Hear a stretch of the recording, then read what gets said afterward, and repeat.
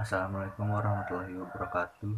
Nama saya Muhammad Raihan, NPM 2018 01500754. Di sini saya akan menjelaskan tentang anak pemalu. Anak pemalu biasanya mempunyai rasa gelisah terhadap dirinya sendiri.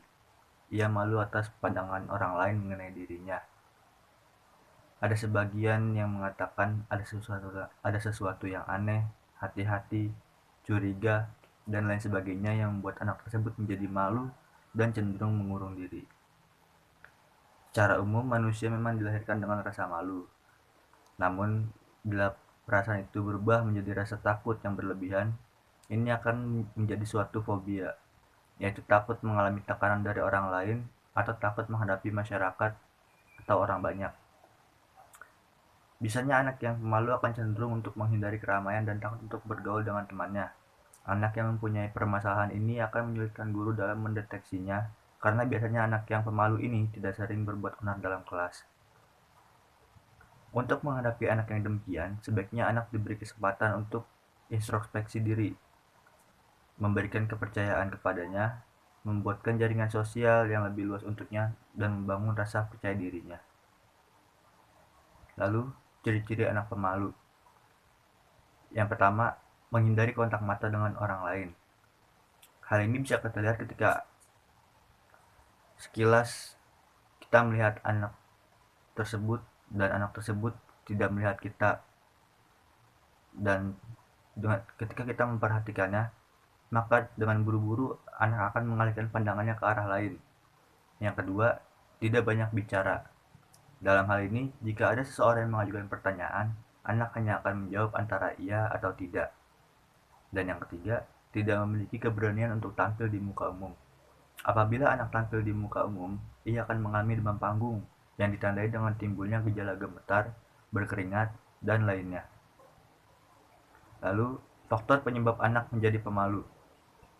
Menurut Gunnarsah, bahwa faktor-faktor yang menyebabkan sifat pemalu yaitu keadaan fisik, kesulitan dalam berbicara, kurang terampil dalam berteman, harapan orang tua yang terlalu tinggi, pola asuh yang mencela, unsur keturunan, masa kanak-kanak yang kurang gembira, kurang bermasyarakat, perasaan rendah diri, dan pandangan orang lain. Keadaan fisik menyebabkan sifat pemalu sebab anak yang sering sakit kurang mempunyai peluang melakukan berbagai aktivitas, baik aktivitas gerak dalam motorik, sosial maupun aktivitas lainnya. Sedangkan kesulitan bicara menyebabkan anak menjadi pemalu. Anak yang tidak jelas mengungkapkan bahasanya sering mengalami kesulitan dalam bergaul dengan teman atau orang dewasa lainnya. Kurang terampil dalam berteman juga dapat menyebabkan sifat pemalu pada anak. Faktor lain yang dapat mempengaruhi sifat pemalu adalah masa kanak-kanak yang kurang gembira. Ada sebagian anak yang mengalami hal-hal yang kurang menyenangkan pada masa kanak-kanaknya. Misalnya, orang tuanya yang sering berpindah-pindah, orang tuanya yang bercerai, dipaksa pindah sekolah atau dihina oleh teman, dan sebagainya. Semua pengalaman itu mengakibatkan terganggunya hubungan sosial mereka dengan lingkungan. Sifat pemalu juga dapat disebabkan oleh perilaku kurang bermasyarakat. Anak yang hidup dengan latar belakang di mana ia diabaikan oleh orang tuanya atau dibesarkan dalam lingkungan keluarganya yang mengasingkan diri, terlalu dikekang sehingga mereka tidak dapat mengalami hubungan sosial yang normal dengan masyarakat. Begitu juga dengan sikap rendah diri yang dapat menyebabkan sifat pemalu. Anak menganggap dirinya tidak sebanding dengan orang lain, tapi sebaliknya menghargai dirinya lebih rendah daripada orang secara umum. Karena menganggap dirinya tidak sebanding dengan orang lain, anak akan bersikap hati-hati terhadap semua hal dan konservatif. Faktor terakhir yang menyebabkan anak memiliki sifat malu yaitu pandangan orang lain.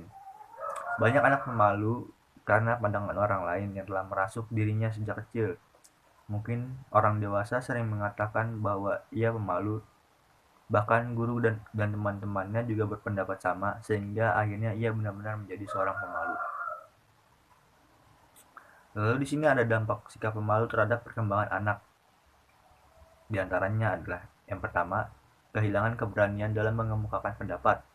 Yang kedua, anak pemalu dapat mengalami krisis eksistensi dalam kelompok sebayanya. Yang ketiga, anak tidak terlihat atau dikenal oleh teman-temannya. Yang keempat, anak menjadi kurang kreatif karena tidak memiliki kepercayaan diri untuk mengajukan potensi dirinya. Dan di sini ada cara mengatasi anak pemalu, yaitu diantaranya adalah yang pertama, memberi pujian yang dapat memotivasi anak. Jika kita memberi pujian kepada anak yang pemalu, ia akan lebih bisa untuk mengekspresikan dirinya. Yang kedua, memberikan kesempatan untuk menjawab pertanyaan. Jika kita sedang bertanya sesuatu, usahakan untuk mendengarkan dan menanggapi anak dengan benar. Yang ketiga, mendorong anak untuk berani menghadapi dunia luar dengan percaya diri. Mendorong anak yang pemalu untuk berani menghadapi dunia dengan percaya diri bisa dilakukan secara tiba-tiba. Ketika orang tua sudah mencapai titik jenuh dalam melindungi anak dan bingung melihat anaknya hingga usia sekian tahun masih enggan untuk bergaul dengan teman sebayanya, kemudian memaksa anak untuk berbaur dalam lingkungan sosial, hal ini tidak dapat dilakukan. Perubahan sikap orang tua yang demikian bisa menjadi tekanan sendiri bagi anak, karena biasanya yang aman dalam lindungan orang tua, tiba-tiba orang tua berubah, melepaskan, dan tidak mau melindungi. Yang keempat, mendukung kepercayaan diri dan sikap yang wajar. Anak sebaiknya didukung dan dipuji untuk kepercayaan dirinya dan tindakan yang wajar. Ajari anak untuk jadi dirinya sendiri dan mengekspresikan pendapatnya secara terbuka. Yang kelima, menyediakan agen sosialisasi untuk anak. Memasakkan satu atau dua orang teman yang memungkinkan menjadi teman bermain bagi anak. Selanjutnya, memperkenalkan anak untuk bermain dalam kelompok yang lebih besar. Yang keenam, membuat kegiatan yang merangsang untuk anak berinteraksi. Anak yang kurang komunikatif dapat didorong untuk berkomunikasi melalui gambar, karena pada umumnya anak lebih sering dan senang mendiskusikan hal-hal yang ada kaitannya dengan gambar. Sekian yang dapat saya sampaikan, kurang lebihnya mohon maaf. Wassalamualaikum warahmatullahi wabarakatuh.